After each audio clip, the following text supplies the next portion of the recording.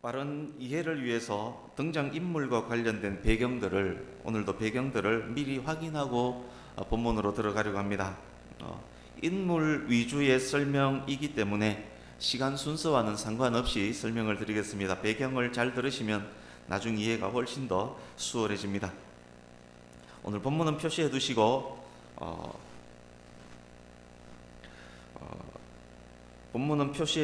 제가 말씀을 볼 텐데 그때 따라가시면 됩니다.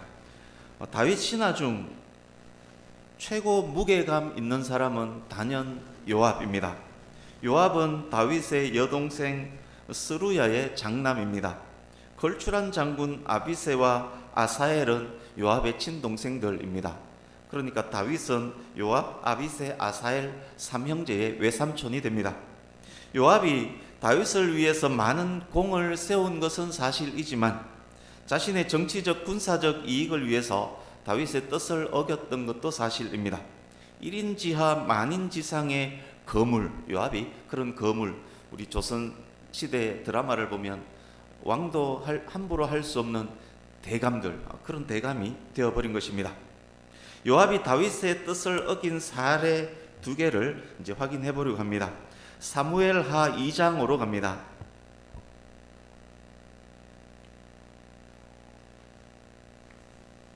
사무엘하 2장 8절 9절을 보십시오.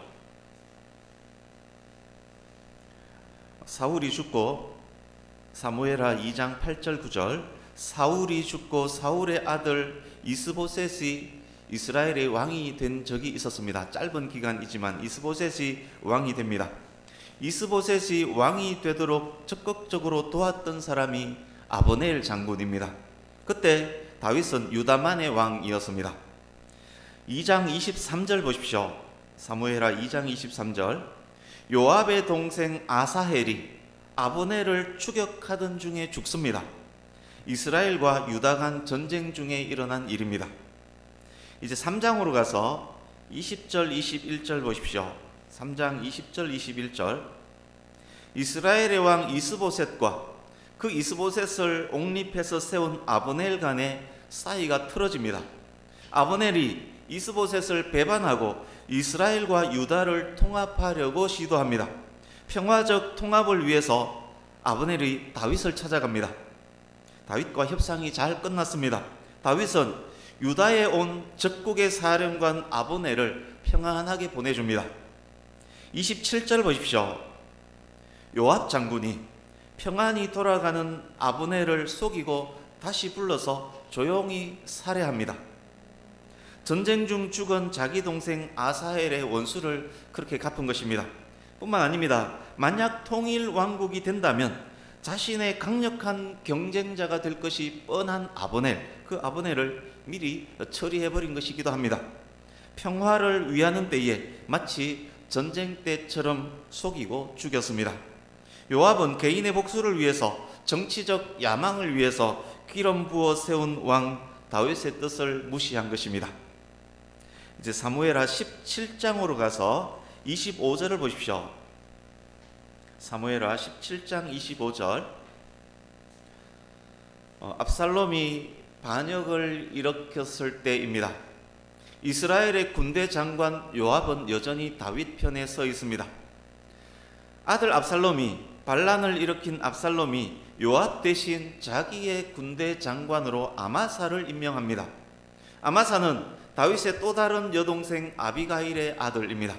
그러니까 다윗은 요압과 아마사의 외삼촌이고 요압과 아마사는 이종사촌간이고 압살롬과 요압, 아마사는 외사촌, 고종사촌간입니다. 족보가 이해되시는지 모르겠습니다. 어쨌든 다 친척입니다.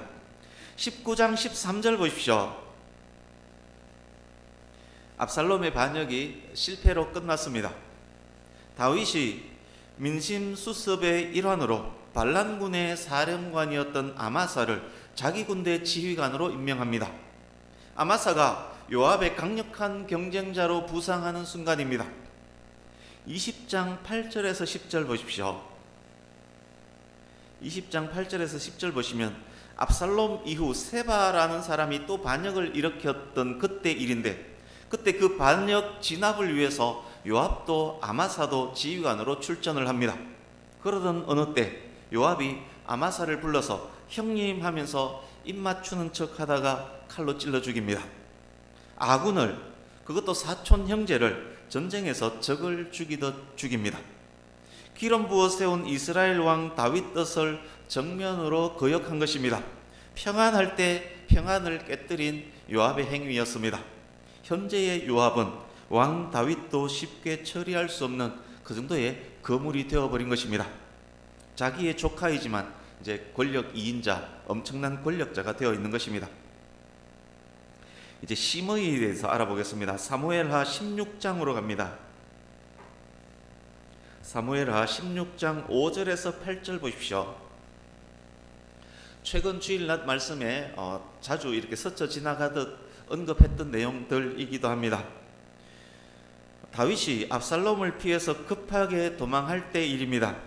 베냐민 지파의 시므이가 다윗을 따라오면서 돌을 던지면서 저주를 퍼붓습니다.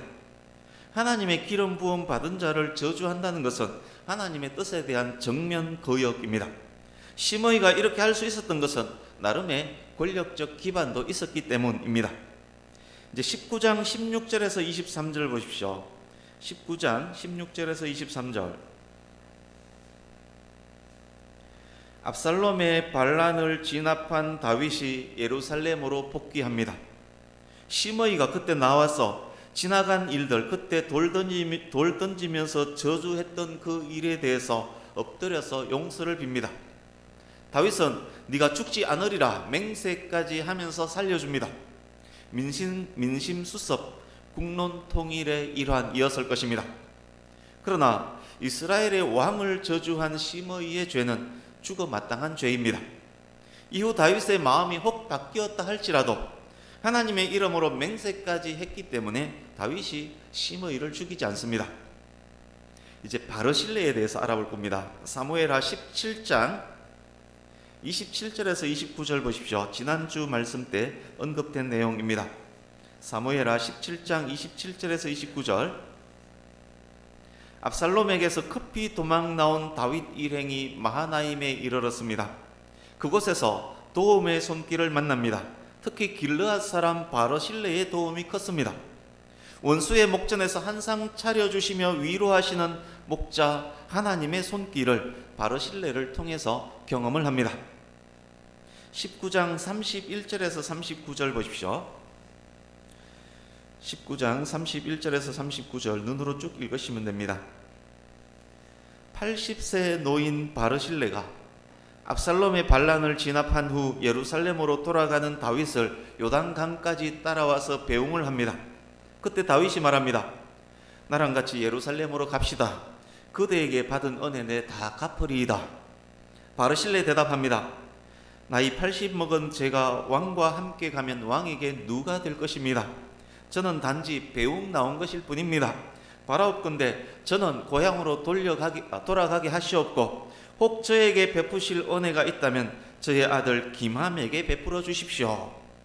다윗이 흔쾌히 승낙하고 바르실레와 포옹하고 헤어집니다. 어려울 때 돕는 친구가 진짜 친구입니다. 바르실레는 다윗이 가장 어려울 때 압살롬의 위협을 무릅쓰고 도왔던 그런 사람입니다. 이제 열왕기상 1장으로 가겠습니다. 지금 이 흐름을 잘 따라오셔야 합니다. 열왕기상 1장 1절 보십시오. 나이 많은 다윗이 보입니다. 노환이 왔습니다. 이불을 덮어도 따뜻하지가 않습니다. 그렇지만 이 정도로 노환이 있는 다윗의 나이인데 아직 후계자, 세자 책봉을 하지 않은 상태입니다. 5절에서 10절 보십시오. 그 틈을 다윗의 넷째 아들 아도니아가 파고듭니다. 첫째 암논은 이미 죽었고 둘째 길르압은 죽은 것 같고 셋째 압살롬은 모두 죽었던 때이기 때문에 첫째, 둘째, 셋째가 이미 죽었기 때문에 넷째 왕자 아도니아, 왕위는 당연히 자신의 것이라고 그렇게 생각을 했을 것입니다. 아도니아가 스스로 왕이 되려고 사람을 초청해서 잔치를 벌입니다. 이제 11절에서 53절. 이때 어떤 내용이 있냐 하면 이때 선지자 나단과 솔로몬의 어머니 바세바가 다윗에게 가서 아도니아를 브레이크를 겁니다. 네 아들 솔로몬이 왕이 되리라 하신 하나님의 약속에 근거해서 다윗은 일사천리로 솔로몬을 기름 부어 왕으로 세웁니다. 솔로몬이 왕이 되었을 때 나이가 몇 살 정도 되었을까요? 성경을 통해서 정확한 정보는 주어지지 않습니다만 추정을 한번 해보겠습니다. 역대상 23장으로 잠깐 또 가보겠습니다. 구약성경 645페이지 역대상 23장 1절 2절 보십시오. 역대상 23장 1절 2절 오늘 본문 기사가 중복된 부분입니다. 1절 2절 같이 읽어보겠습니다. 시작. 다윗이 나이가 많아 늙음에 아들 솔로몬을 이스라엘 왕으로 삼고 이스라엘 모든 방백과 제사장과 레위 사람을 모았더라. 이불을 덮어도 따뜻하지 않을 정도의 노환이 다윗에게 있었지만 솔로몬에게 왕위를 물려준 이후에 많이 회복되었습니다. 회복된 후 이스라엘 모든 방백과 제사장과 레위 사람들을 불러 모아서 종교와 민간 지도자 조직을 정비하고 정착시킵니다. 그것에 관한 기록이 역대상 23장부터 27장까지 내용입니다. 이제 역대상 28장을 한번 보십시오. 28장 어떤 내용이 기록되어 있냐면 다윗이 성전 건축에 대해서 체계적인 지시를 하고 있는 장면이 나옵니다. 이미 다윗이 성전 건축용 재료들을 준비해 놓은 상태이기도 합니다. 이제 역대상 29장 1절 같이 읽습니다. 시작. 다윗 왕이 온 회중에게 이르되 내 아들 솔로몬이 유일하게 하나님께서 택하신 바 되었으나 아직 어리고 미숙하며 이 공사는 크도다. 이 성전은 사람을 위한 것이 아니요 여호와 하나님을 위한 것이라. 아멘. 내 아들 솔로몬은 아직 어리고 미숙하다. 방금 확인했던 역대상 말씀을 통해서 오늘 본문과 관련해서 우리가 알 수 있는 것은 이렇습니다. 왕이 될 당시 솔로몬은 어렸고 대부분 학자들은 20살 미만이라고 그렇게 추정을 합니다. 왕이 될 당시 솔로몬은 어렸고 건강을 회복한 다윗이 일정 기간 동안 상왕으로 있었고 상왕으로 있는 동안 조직 정비, 성전 건축을 위한 틀까지 마련했었다. 그러니까 다윗이 어린 솔로몬을 위해서 일정 기간 섭정을 했다는 그런 말입니다. 이제 본문으로 갑니다. 열왕기상 2장으로 갑니다. 본문은 지금까지 말씀드린 그 모든 과정을 거친 후의 이야기입니다. 상왕 다윗이 어린 왕 솔로몬의 뒤를 많이 봐주었습니다. 시간이 더 흘러서 다윗의 나이 70살이 됩니다. 이스라엘 왕이 된 지 40년입니다. 죽을 날이 임박했습니다. 다윗 자신도 죽음이 임박했음을 압니다. 1절 보십시오. 2장 1절. 아들 솔로몬을 불러서 명령합니다. 이 명령은 다윗이 아들 솔로몬에게 주는 유언입니다. 여러분, 여러분의 죽음이 임박했고 내가 가장 사랑하는 사람에게 어떤 말을 남겨야 한다면, 그렇지만 시간과 건강이 허락되지 않아서 길게 말할 수는 없다면 그때 여러분은 무슨 말을 남기겠습니까? 당연히 자신의 모든 인생 경험들을 압축해서 가장 중요한 말을 남길 것입니다. 다윗의 유언은 다윗의 하나님 경험, 하나님과 관계 속에 살아온 그의 일생이 압축되고 요약된 핵심 엑기서입니다. 그래서 오늘 말씀은 엑기서입니다. 2절 보십시오. 내가 이제 세상 모든 사람이 가는 길로 가게 되었노니. 죽는 것은 모든 사람에게 정해진 일입니다. 흙에서 왔다가 흙으로 돌아가는 것이 인생입니다. 오는 시간 가는 시간이 다를지라도 남녀노소 빈부귀천 상관없이 사람은 결국 죽습니다. 그 길이 다윗에게 임박했음을 알기에 다윗이 유언을 남깁니다. 너는 힘써 대장부가 되고, 솔로몬이 어렸음을 생각한다면 너는 힘써 대장부가 되고, 이 아버지의 마음이 충분히 이해가 됩니다. 어리지만 강하고 담대하게 대장부처럼 지켜야만 하는 중요한 말이라는 의미입니다. 이제 3절입니다. 3절은 같이 읽습니다. 3절, 2장 3절 시작. 내 하나님 여호와의 명령을 지켜 그 길로 행하여 그 법률과 계명과 율례와 증거를 모세의 율법에 기록된 대로 지키라. 그리하면 내가 무엇을 하든지 어디로 가든지 형통할지라. 아멘. 형통으로 번역된 원어 샤칼은 지혜롭다, 총명하다라는 의미입니다. 그 형통, 샤칼의 의미를 적용해서 3절을 쉽게 설명하면 이런 말이 됩니다. 3절을 주석해서 알아듣기 쉽게 설명하면 이렇습니다. 내 아들아, 네가 하나님의 말씀을 너의 스승으로 삼는다면 너는 만사에 지혜롭고 현명하게 행동하게 될 것이고 너의 지혜로운 행동은 무엇이든 승리하게 해줄 것이다. 3절을 주석하면 그런 말씀입니다. 그러니까 3절은 여호와를 경외하는 것이 지혜의 근본이요 거룩하신 자를 아는 것이 명철이니라. 겸손과 여호와를 경외함의 보상은 재물과 영광과 생명이니라. 잠언 말씀에 그 말씀과 사실상 같은 말인 것입니다. 다윗 경험의 압축일 뿐만 아니라 열왕기서 전체의 핵심이 되는 구절 중 하나입니다. 열왕기서는 왕조실록과 같은 책입니다. 통일왕국 분열 이후 남유다와 북이스라엘 전체 왕이 행했던 것들에 대한 기록이 열왕기서입니다. 3절은 후대 왕들을 판단하고 평가하는 기준이 되는 신학적 이상을 확립한 말씀입니다. 국가의 번영과 성공의 관건이 되는 말씀입니다. 열왕기 상하 전체를 읽고 나면 정말 3절이 핵심이 맞구나, 그것을 깨닫게 됩니다. 이 말을 지킨 왕들은 나라와 백성들까지 형통했지만 실패한 왕은 나라 전체를 위기에 빠뜨리는 왕이 되고 맙니다. 대한민국의 지도자가 3절 말씀을 깨닫고 순종한다면 정말 얼마나 좋겠습니까? 대한민국의 모든 공직자가 이 3절 말씀을 순종한다면 우리나라는 세계에서 최고가 되는 나라가 될 것이 확실합니다. 성도된 우리는 그런 지도자가 배출되고 그런 공직자로 만들어질 수 있도록 늘 기도해야 할 것입니다. 이제 4절입니다.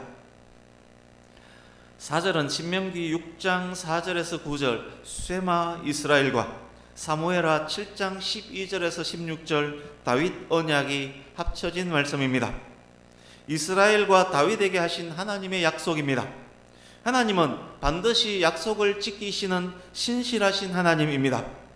하나님의 약속 안에 있는 솔로몬이 여호와를 경외하고 여호와의 말씀에 순종하면 솔로몬이 형통할 것이고 나라와 백성들에게도 번영이 있을 것이고 솔로몬을 통해서 하나님의 약속은 더욱 풍성하게 성취될 것입니다. 그래서 3절 4절은 다윗이 솔로몬에게 해주는 가장 중요하고 귀한 말입니다. 영적인 부분, 하나님과의 관계에 대한 것입니다. 솔로몬은 이 말씀을 대장부처럼 준행해야 할 것입니다. 하나님 말씀 순종함에 강하고 담대하며 좌우로 치우치지 말아야 할 것입니다. 이제 5절에서 9절입니다. 3절 4절이 영적인 부분이었다면 5절 9절은 사람과의 관계에 대한 것입니다.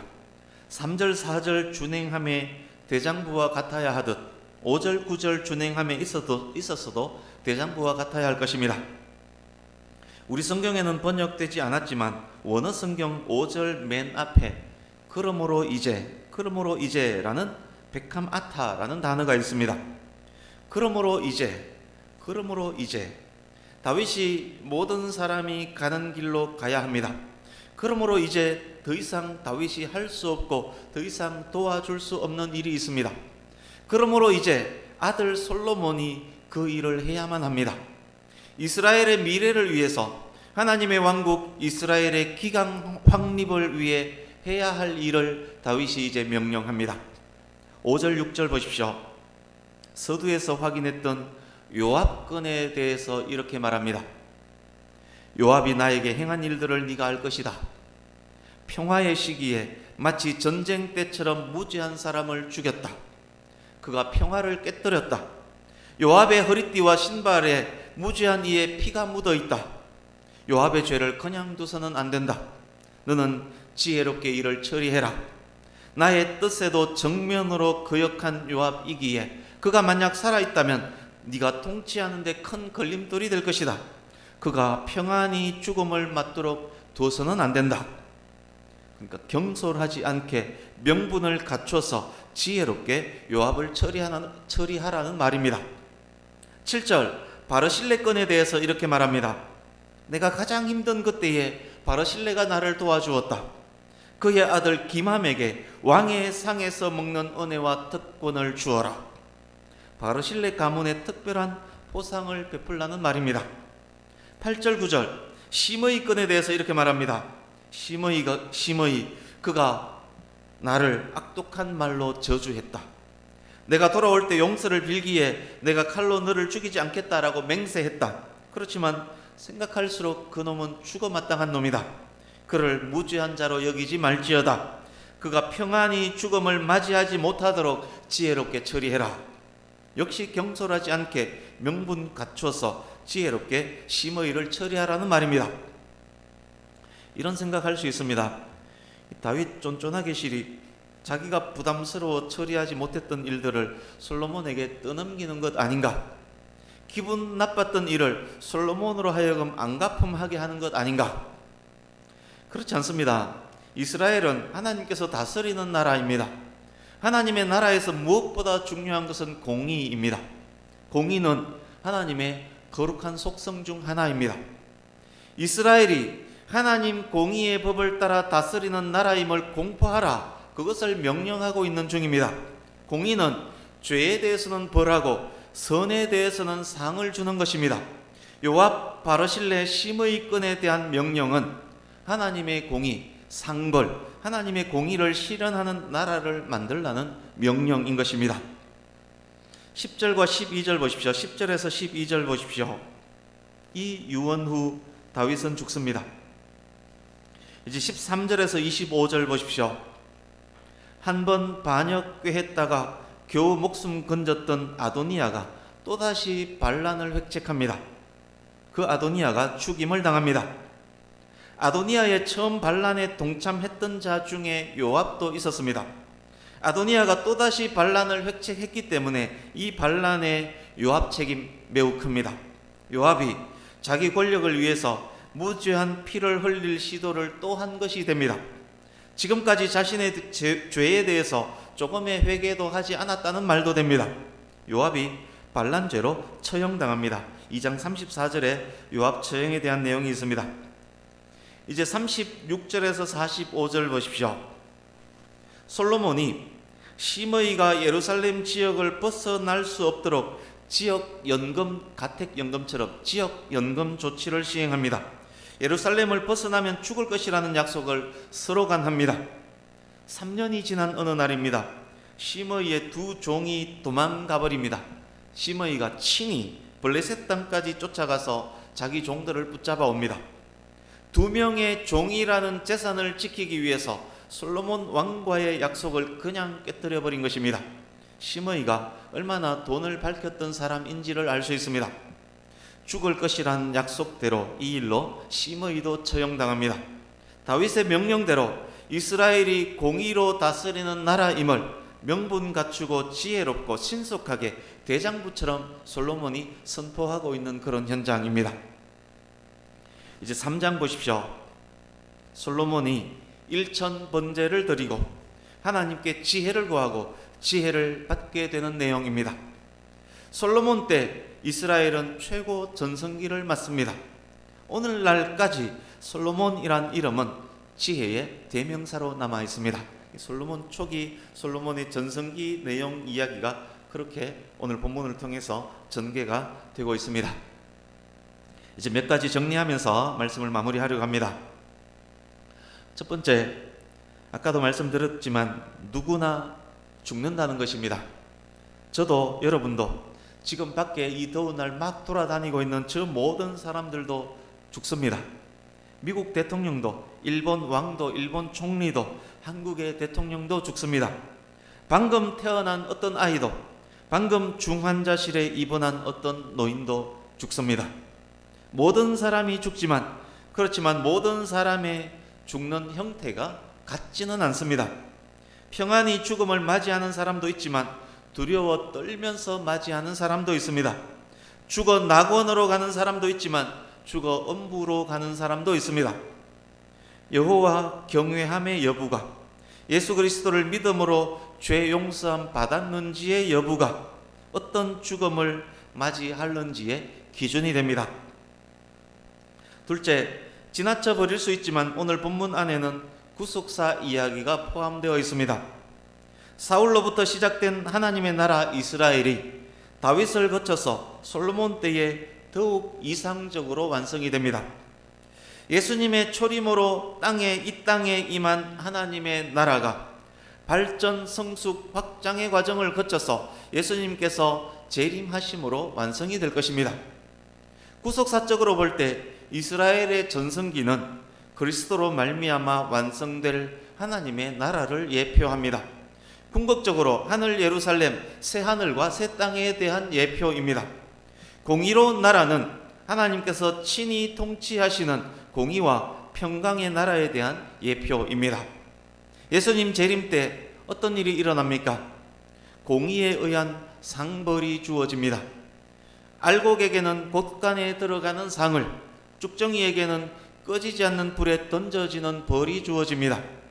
요압 바르실레 시므이에 대한 상벌이 주어지는 이 장면은 예수님 재림시 있게 될 하나님 공의 실현의 예표입니다.